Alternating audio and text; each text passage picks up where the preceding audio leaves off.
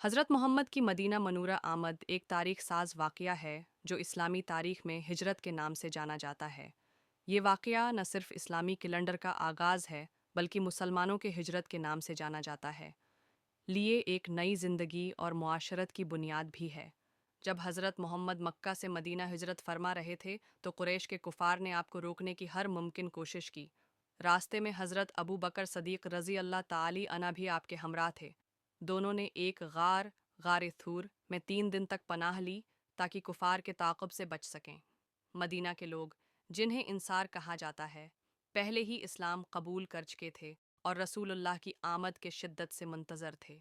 مدینہ کے ہر قبیلے کے لوگ روزانہ شہر کے باہر آ کر رسول اللہ کا انتظار ہوتا تھا کرتے۔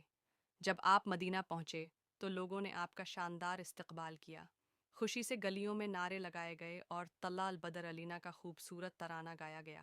انصار نے اپنی محبت اور عقیدت کا اظہار کرتے ہوئے رسول اللہ کو اپنے گھروں میں ٹھہرنے کی دعوت دی، لیکن آپ نے فیصلہ کیا کہ جہاں آپ کی اونٹنی بیٹھے گی وہی آپ کا قیام ہوگا۔ اونٹنی ایک یتیم لڑکوں سہیل اور سہل کی زمین پر بیٹھی، جہاں بعد میں مسجد نبوی تعمیر کی گئی۔ مدینہ میں آپ نے مسلمانوں کے لیے ایک مضبوط معاشرتی نظام قائم کیا، مہاجرین اور انصار کے درمیان بھائی چارے کا رشتہ قائم کیا اور ایک عادلانہ ریاست کی بنیاد رکھی۔ یہ واقعہ مسلمانوں کے لیے ایک عظیم سبق ہے کہ مشکلات کے بعد اللہ کی مدد اور رحمت آتی ہے۔